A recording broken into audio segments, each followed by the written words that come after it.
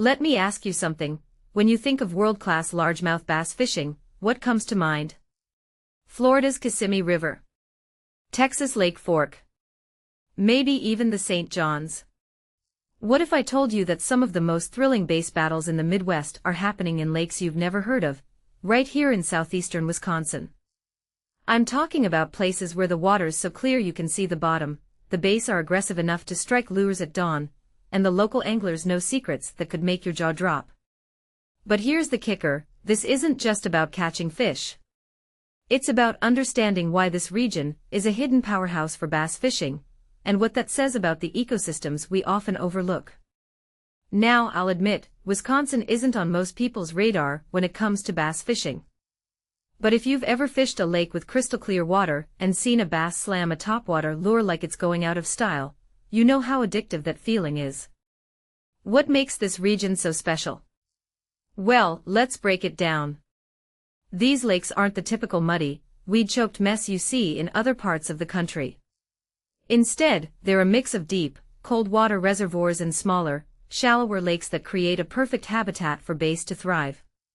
And here's what's wild, the bass here don't just survive, they dominate. They're more aggressive, more willing to chase lures, and they're often bigger than you'd expect from a place not known for trophy bass. But why? Is it the genetics? The food chain? Or maybe something deeper, like the way these lakes are managed? Let me take you under the water for a second. Imagine you're a largemouth bass in one of these lakes. The water's so clear you can see your reflection. You're used to ambush tactics, lying in wait in the weeds. But then a lure comes flying in, bright, flashy, and moving fast. Your instincts scream to strike, and you do. Now, multiply that scenario by thousands of fish, and you start to see why Wisconsin lakes are a hotspot for anglers who crave action. But here's the thing, this aggression isn't random. It's a response to the environment. These lakes have a unique balance of structure, cover, and food sources that create a feeding frenzy. And if you're not paying attention, you'll miss the subtleties that make this place so productive. For example, did you know that the timing of your casts matters more here than in other regions? Because the bass are so aggressive, you can't afford to be slow. You have to be precise, fast, and ready for the next strike. But let's step back and think about this, why isn't this place more famous? Is it because people assume Wisconsin lakes are too cold, too small, or just not fishy enough? I think there's a bigger story here. It's about how we perceive fishing destinations.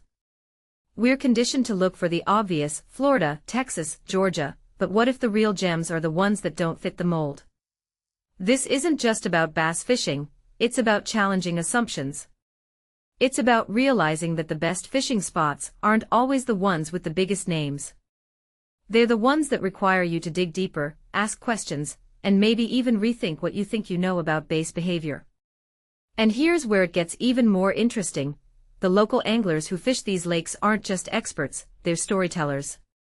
They've spent years learning the rhythms of the water, the patterns of the fish, and the secrets that make this place unique.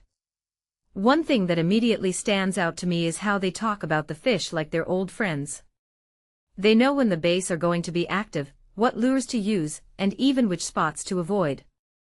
It's not just about technique, it's about intuition. And that's what makes this whole experience so fascinating. It's not just about catching fish, it's about understanding the ecosystem, the culture, and the people who keep these lakes alive. So what does this mean for the future of bass fishing in Wisconsin? Is this a trend that's going to take off, or will it stay a local secret? Personally, I think we're seeing the beginning of a shift. More anglers are starting to realize that the best fishing isn't always in the most obvious places. It's in the ones that challenge us, that force us to adapt, and that remind us why we fell in love with fishing in the first place. But I also wonder, what happens when word spreads? Will these lakes stay pristine, or will they become overcrowded and lose their magic? That's the real question. Because if we don't protect these hidden gems, we risk turning them into the very places we're trying to escape from. So next time you're planning a fishing trip, maybe skip the usual spots and take a drive to southeastern Wisconsin. You might just find something unforgettable.